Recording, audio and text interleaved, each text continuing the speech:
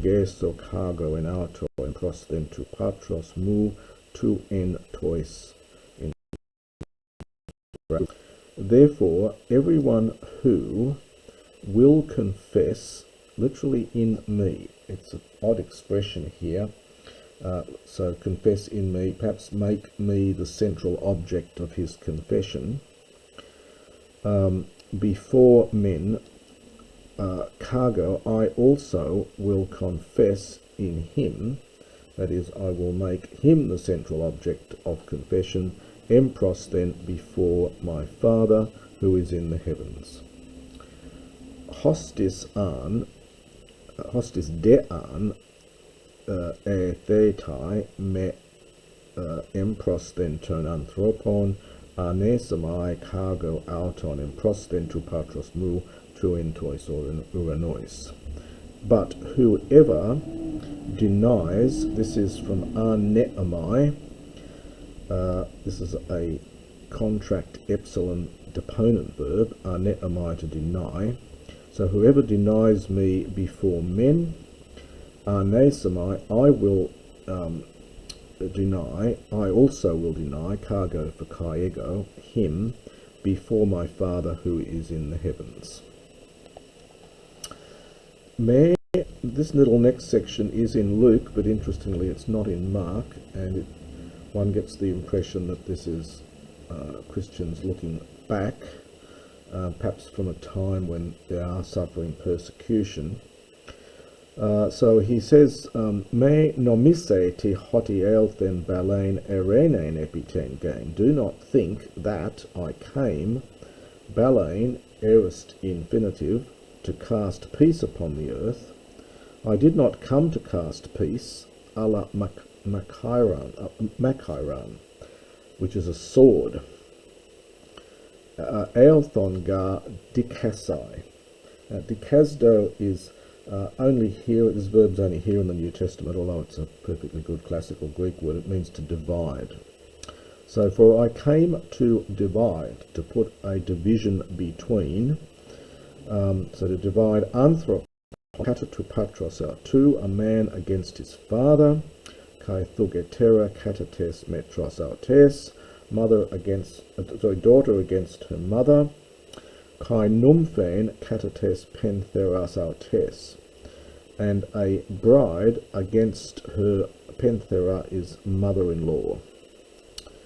Kai ekthroi tu anthropoi hoi oikiakoi autu, and the household and his household servants of the man, understand, to make them his ekthroi, his enemies. Now, although this is in bold, this is part quotation from Micah 7:6. However, as I mentioned before, this word oikiakos is a New Testament word, and this is not in the Septuagint. So this follows reasonably closely up to here. It follows the Septuagint, but this last line is really, it's not in the Septuagint. It's a paraphrase of what's in the Septuagint, because this word doesn't occur in the Septuagint at all. As I mentioned before, it's a New Testament word.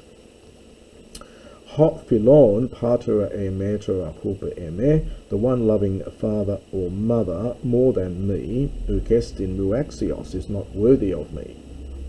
Kai hophilon huion e thugatera hupa eme, ugestin muaxios, the one loving son or daughter more than me is not worthy of me. Kai hos u lambane to staron autu, kai akoluthe opisomu, uk estimu axios, and whoever does not take up his cross and follow after me is not worthy of me.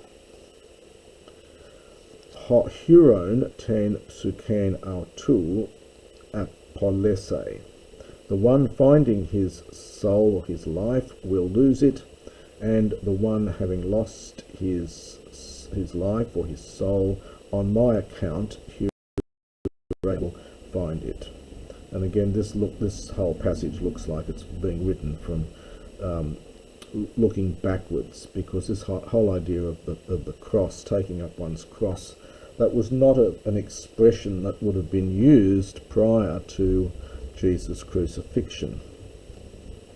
So this looks like it's a, and it's also this section's in Luke. It looks like this is Christians during a later time looking back from their own perspective. Hot dekomenos, whom, and this one is in Mark. The one receiving you, deketai eme, receives me, from the dekamai, and the one receiving me receives the one having sent me, aorist participle here. Hot dekomenos, the one receiving a prophet, es onoma prophetu, miston prophetu, lempsetai. So the one receiving a prophet in the name of a prophet will have or will take the reward of the prophet, perhaps a reward from the prophet. Not clear what this may be an ablative genitive here. This lempsetai is the future from lambano. In classical Greek, this mu is not there, it's just lempsetai. But in later Greek, the mu, which is a nasal infix in the present, comes back into the future, and some other tenses as well. So it's not quite clear exactly what this means, but the one receiving a prophet in the name of the prophet will have a reward probably from the prophet. But I'll leave you to have a look and see what the commentaries say here. And the one receiving a just man in the name of a just man will receive a reward again from the just man. Kai hos an potise hena tone mikron tuton poterion psukru monon es onoma mathetu amen lego humin ume apolesse ton miston autu. It's a rather tricky line. Again, the commentators may have more to say on this.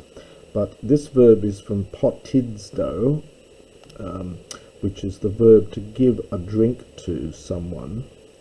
And so it's taking here a double accusative, I think. So you can often translate this as, it's often used of watering cattle and animals and things, but here it's just to give a drink to, and I think it's taking a double accusative. So whoever gives a drink, the monon, even just a poterion psukru, and you have to supply hudatos here. So even just a cup of cold water, and gives it to one of of these little ones, eis onoma mathetu, in the name of a disciple. So perhaps using the name of a disciple, so literally in the name of a disciple, truly I say to you, he will in no way lose his reward. Now there are other translations of this as well. Again, I'm just doing it literally here. You might need to look at some of the commentaries here. So it seems to me to mean whosoever gives, even for the monon, it's sort of only, one who only gives a drink of cold water to one of these little ones, it's in the name of a disciple. Truly I say to you, he will not lose his reward. And that's the end of chapter 10.